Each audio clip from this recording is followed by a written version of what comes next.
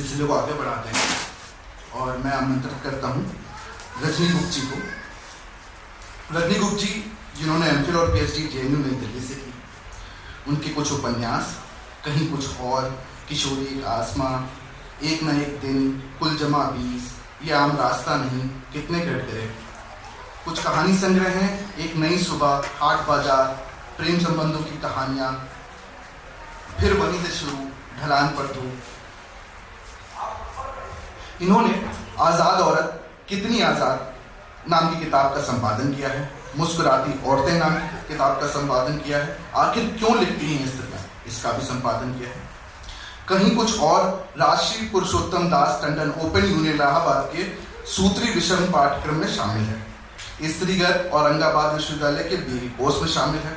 इनको युवा लेखन सर्जना पुरस्कार, आर्य समिति साहित्यम सम्मान, किशोरी का आसमा पर अमृतलाल नागर पुरस्कार से सम्मानित किया गया है।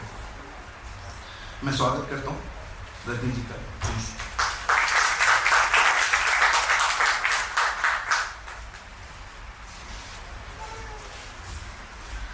सभी को नमस्कार।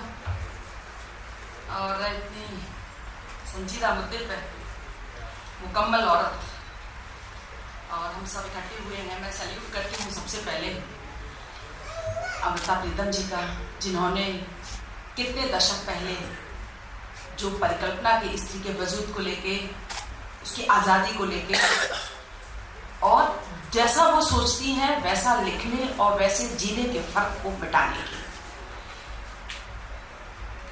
मुझे 87-88 का वो दौर याद आ रहा है जब जवाहरलाल नेहरू विश्वविद्यालय ने उनको आमंत्रित किया था किसी संगोष्ठी में। मैं उस समय वहाँ थी और नई गई थी और मुझे पता नहीं था कि संगोष्ठियाँ या जो चर्चा परिचर्चाएं होती हैं उसमें जो इतने बड़े साहित्यकार को बुलाते हैं तो माहौल कैसा होना चाहिए।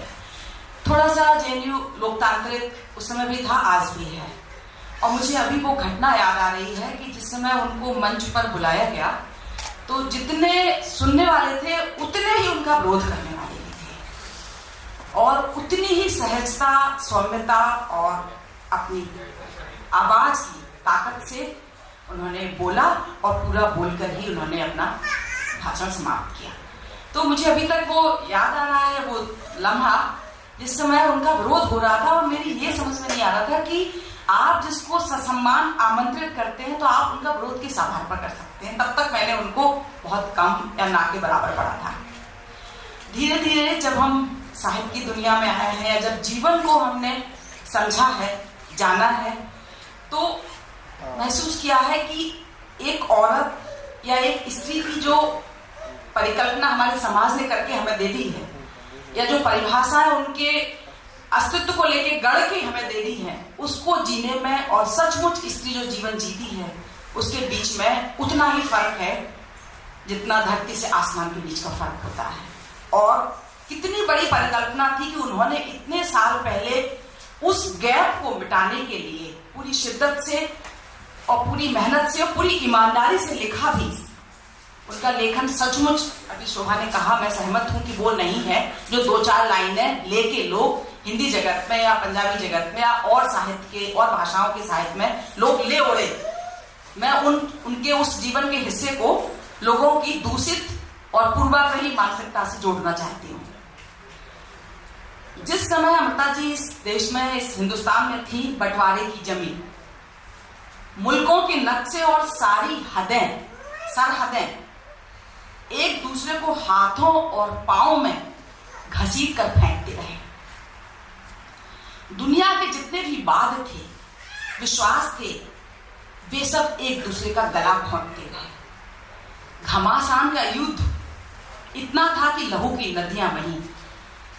पर कैसी अचंभे की घटना कि कुछ किताबें, अखबार, बाग और नक्शे ऐसे भी थे जिनके शरीर में से शुद्ध लहू की जगह एक काला विष बहता था। साहित्यकारों के पास वो काला विष होता है जहां पर वो लहू की जगह उसको उकेरते हैं, लिखते हैं। सचमुच आजादी मिली आधी अधूरी। विभाजन को देखना और विभाजन को जीना विभाजन को किताबों में पन्नों में पढ़ना और उस दौर में विभाजन को अपने शरीर पर, मन पर, चेतना पर महसूस करना एक अलग अनुभव है। जो उससे गुजरे हैं, किताबें लिखे जाने के बहुत पहले इतिहास लोगों के शरीर पर लिखा जाता है। लेखन उस महसूस करने को थोड़ा सा आगे पहुंचाने की एक छोटी सी कोशिश है, शायद अधूरे खुद को कुछ ना कुछ पूरा करने का छोटा सा प्रयास। मुझे याद है हम सब लोगों ने 87 के देश की आजादी के विभाजन के समय जबरदस्ती उठाकर ले जाई गई औरतों की कोख से जन्मे मजबूर बच्चे की जवानी, बहुत सारी कविताएं लिखी गई हैं। एक कविता की 2 लाइनें मुझे अच्छी लगी। धिक्कार हूं मैं वह जो इंसान पर पड़ रही, पैदाइश हूं उस वक्त की जब टूट रहे थे तारे, जब बुझ गया था सूरज। कांच के बर्तनों की तरह उस समय विभाजन के दौर में सामाजिक, राजनीतिक, धार्मिक जीवन के मूल्य टूट रहे थे, जिसकी किरचों से लोगों के पैर लहूलुहान हो रहे थे। एक किरचें अमृता प्रीतम के पैरों में चुभी और उनके समूचे व्यक्तित्व में इन किरचों के आगे से फैल गए। जिंदगी की का मुंह देखने की भटकन में उसी तपिश के साथ उनका लेखन चलता रहा। होंठ, सचमुच उनके होंठ जिंदगी की प्यास से खुश्क होते गए, सूखते गए। आपका आकाश के तारों को हाथों से छूने से उनका दिल करने लगा कि इन तारों को हाथों से छूई, और किसी भी तरह के अन्याय के खिलाफ उनकी सांसों में सुलग उठती है आग। मन की तहों पर सबसे पहला दर्द होता है मजहब का, जिसने सबसे ज्यादा दूरियां बनवाई। हिंदुस्तान के बंटवारे के समय बंटवारे के हाथों तबाह होकर दोनों मजहबों के जुल्म को अमृता जी ने बिना किसी रियायत के समूचा देखा। यह चेहरा ना देखा होता तो पिंजर जैसा उपन्यास भी कभी ना लिखा गया होता। बीतते हुए साल, वो कहती हैं कि जो साल बीते हैं वो शरीर पर कपड़ों की तरह नहीं होते, बल्कि शरीर के लिए तेल बन जाते हैं, जो मुंह से कुछ नहीं बोलते हैं, पूरे शरीर में चुपचाप पड़े रहते हैं, दिखते रहते हैं, सालों साल काला निशान बनकर। कलंक का, जैसे दुनिया कहती है कलंक का टीका है, लेकिन वो स्त्री के जीवन में पड़ा हुआ स्थायी काला तेल होता है। देश विभाजन के पहले का देश और बाद के हालात इतने भीषण थे जिसका अनुमान शायद किसी को नहीं था। लोगों के अंदर और बाहर सब तरफ अंधेरा था, अंधेरा समय था, अंधेरे काले चैप्टर दर्ज होते जा रहे थे। हवा ऐसे साए साए कर रही थी जैसे इतिहास के पहलू में बैठकर रो रही हो। वीरांगी के टीले ऐसे थे जैसे वो टीले नहीं कब्रें हों, जहां पर हिंदुस्तान के तमाम लोगों की कब्रें थी। 47 में जब हिंदू मुसलमानों का तबादला हुआ, लाहौर के भरे पूरे घर को छोड़कर जब सब दिल्ली जाने लगे, तब अमृता जी लिखती है कि घर के मुखिया का यह ख्याल था कि यह अफरा तफरी चंद दिनों की बात है, सरकारें लोगों के घर नहीं छीनेंगी, छीन ही नहीं सकती, इसलिए वो वहीं रहकर आग्रह करते कि हम रखवाली करेंगे घर की। पर जब हालात बहुत बिगड़ गए तो मिलिट्री ने उन्हें जबरदस्ती ट्रक में बिठाकर दिल्ली भेज दिया। घर के सामान और बिस्तर के नाम पर एकमात्र पुराने घर का कालीन था। भरा पूरा घर छोड़ने का दुख और रास्ते का कष्ट जब उनसे बर्दाश्त नहीं हुआ तो दिल्ली पहुंच के उसी पुराने घर के कालीन में लिपट कर वो इस दुनिया को अलविदा कर दिया। अपने भाग्य का दर्द बांटकर, लोग कहते हैं हमारे भाग्य का दर्द है, लोग जी रहे थे, जबकि दर्द उनकी आंखों में, उनकी होंठों में चिपके हुए तिल और काले मस्से की तरह समूची देह में चिपक गया था। इसे ही धीरे धीरे लोगों ने अपने अस्तित्व का हिस्सा मान लिया। पिंजर की कथा लिखना किसी भी कलाकार के संयम की परीक्षा भी थी। अमृता ने उसकी मूल आत्मा को ही उघाड़कर, स्त्री की मूल चेतना को उघाड़कर एक एक शब्द लिखा है। यथार्थ की सीमाबंदी से घबराकर जब हम फैंटेसी के पास जाते हैं तो जो स्थिरता में पाया जाता है, जो बियॉन्ड फैंटेसी है कि जब घर टूट रहा है, मासूम बच्चे टूटते हुए घर के कंकड़ों को किस तरह अपने शरीर पर झेलते हैं, इसकी तकलीफ हर मां को होती है। जब हम रसीदी टिकट पढ़ रहे थे तो मुझे अभी एक किस्सा याद आ रहा है कि जब अमृता का घर टूटा था और जब उनके बच्चे अलग हो गए थे उनसे, तब उनका लिखा हुआ दर्द शायद कम लोग जानते होंगे कि वो लिख रही हैं कि मन की पीड़ा से गुजरती हुई माँ के घर जन्मे बच्चों को उनकी पीड़ा भी भुगतनी पड़ती है। जैसे माँ के नैन नक्श बच्चों में जाते हैं, उसी तरह बच्चों की मानसिक दर्द को भी बच्चों को कैरी करना पड़ता है।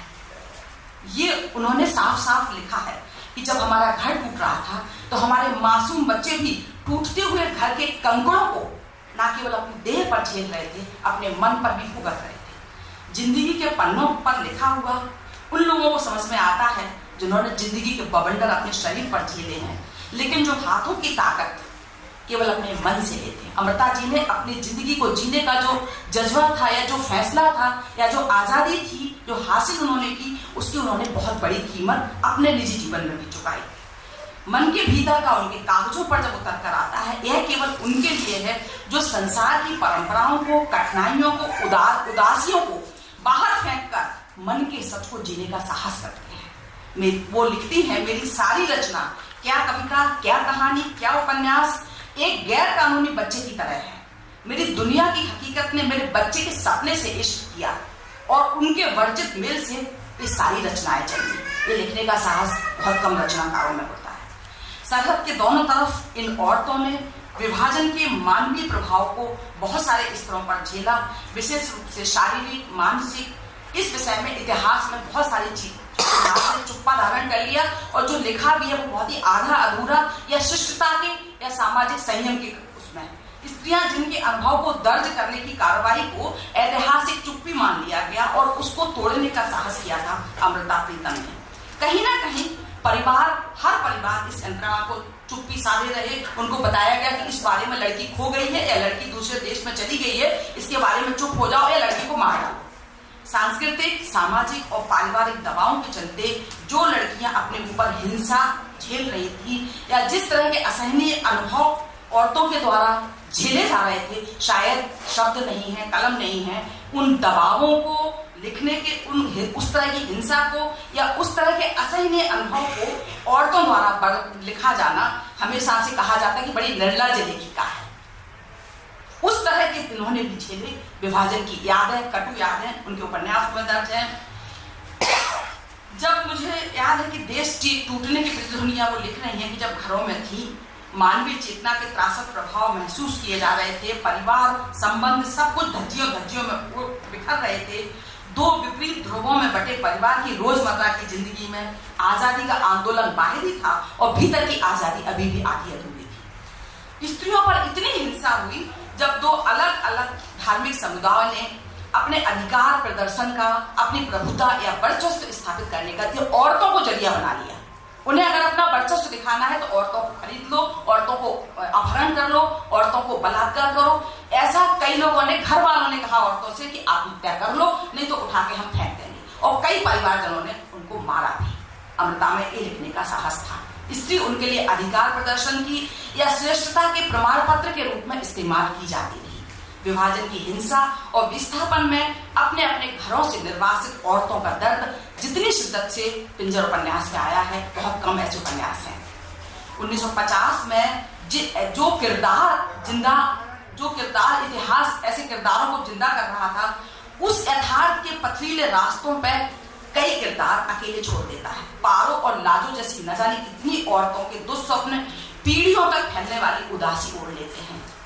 इस उपन्यास से गुजरना ऐसी अंधेरी काली सुरंग में गुजरने जैसा अनुभव रहा मेरा, जहां से बाहर आने का कोई रास्ता ही नहीं सूझ रहा था। अमृता प्रीतम के शब्दों में कहूं तो चाहे कोई लड़की हिंदू हो या मुसलमान, जो लड़की भी लौटकर अपने ठिकाने पहुंच जाए, समझो कि उसी के साथ पूरों की आत्मा भी ठिकाने पहुंच गई। एक अद्भुत अविस्मरणीय अनुभव जिसके चेहरे पर दर्ज है विभाजन की पीड़ा।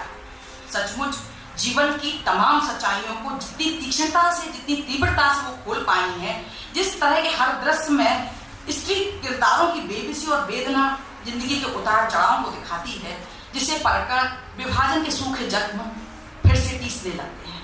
पूरों से हमीदा बनने की ऐसी किस्सा हुई जिसे पढ़कर इस निर्लज्ज समाज का दोमुहापन उजागर होता है। भारत पाकिस्तान के विभाजन के बड़े फलक पर आधारित उनकी तमाम कृतियों ने इतिहास को कलमबद्ध करते हुए उन विभाजन के, उन विभीषिका के कड़वे अनुभवों को रेखांकित किया है।